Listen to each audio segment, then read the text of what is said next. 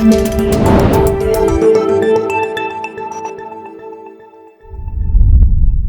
այսպես Փաշինյանը, Ալիևը եւ Էրդողանը կրկին ստում են ընտրություններից առաջ հարգելի հեռուստադիտողներ։ Հիմա եկեք միասին մի տեսանյութ դիտենք եւ մի քանի վայրկյան անց վերադառնանք ու շարունակենք մեր այսօրվա զրույցը։ Տեսանյութը վերաբերվում է Նիկոլ Փաշինյանի անկալումների փոփոխություններին։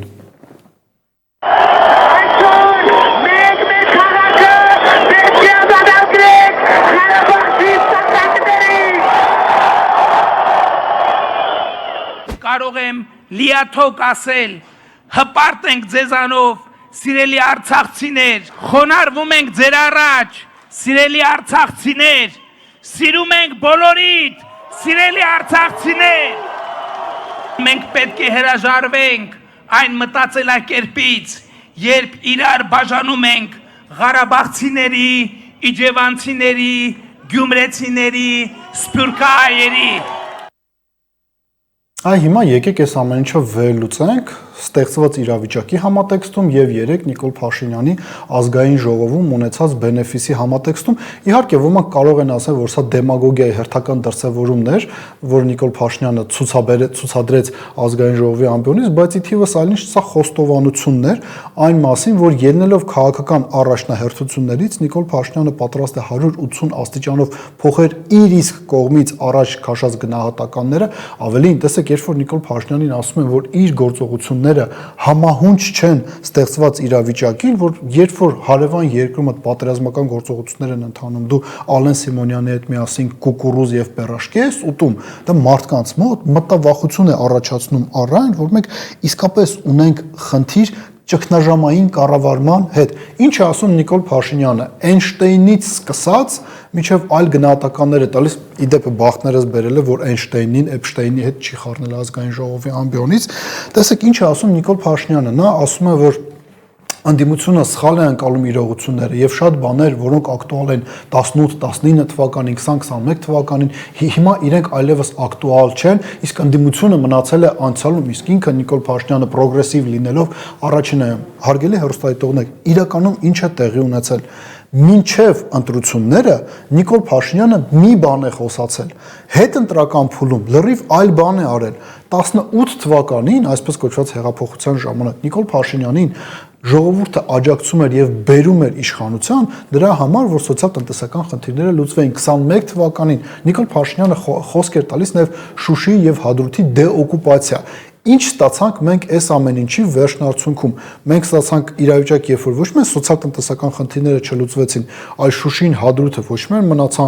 մնացին օկուպացրած, կողքի տարածքներն էլ Արցախյան օկուպացվեցին, Հայաստանի Հանրապետության տարածքների եւս մի մաս օկուպացվեց։ Հիմա ինչ է ասում Նիկոլ Փաշինյանը, նա անդադար խոսում է խաղաղությունից, նա հասարակությունից նոր մանդատ է խնդրում, առաջ երկաթե մանդատ էր, պողպատե մանդատ էր, հիմա չգիտեմ, թղթե մանդատ է լինելու,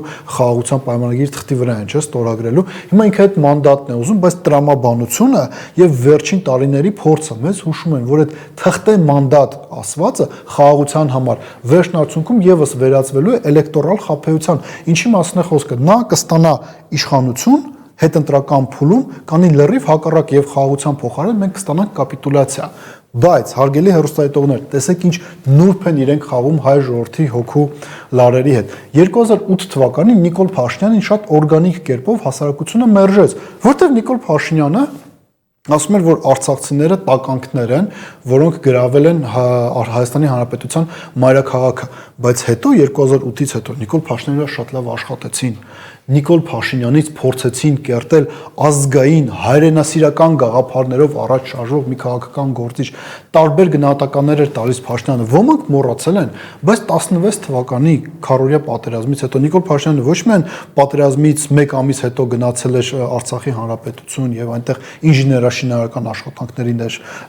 աշխատանքների իրականացմանն էր մասնակցում, այլ նաեւ ազգային ժողովում լրագրողների շփման ժամանակ ասում էր.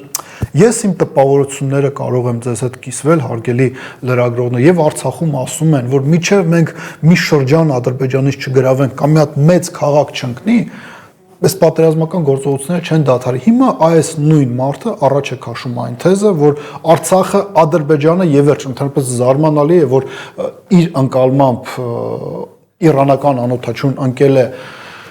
Ադրբեջանի տարածքում եւ Նիկոլ Փաշինյանը պատերազմ չի հայտարարել Իրանի Իսլամական Հանրապետությանը, որովհետեւ իրենք խախտել են Ադրբեջանի տարածքային ամբողջականությունը եւ ինքնիշխանությունը։ Էս էլ մենք պետք է ամեն դեպքում արձանագրենք եւ գալով մեր հիմնական թեզին, մեր այսօրվա խոսակցության հիմնական թեմային, հարգելի հեռուստադիտողներ, ինչ է անում Նիկոլ Փաշինյանը այս պահին, երբ որ ասում է, որ այո, մեր տեսակետները 18, 19, 20, 21 թվականին տարբեր էին,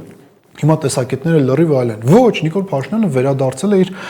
բազային կարգավորումներին, որոնք կային մինչև 2008 թվականը։ Այդ բազային կարգավորումների շրջանակներում Հայաստանը իսկապես վերջնարդյունքում վերածվում է թուրքական աշխարհի մի մասի, հետևաբար, եւ երբ որ ինքը ասում է, որ այո, մեր տեսակետները կարող են փոխվել, մենք կրկին կարող ենք դեմն առնել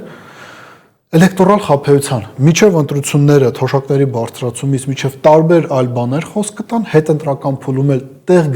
կգտնեն այնպիսի զարգացումներ, որոնց շահառուն լինելու է երկու հստակ սուբյեկտ՝ Անկարան եւ Բաքուն։ Դրանից բխող բոլոր հետևանքներով հայկական պետականության համար մտածեք այդ մասին։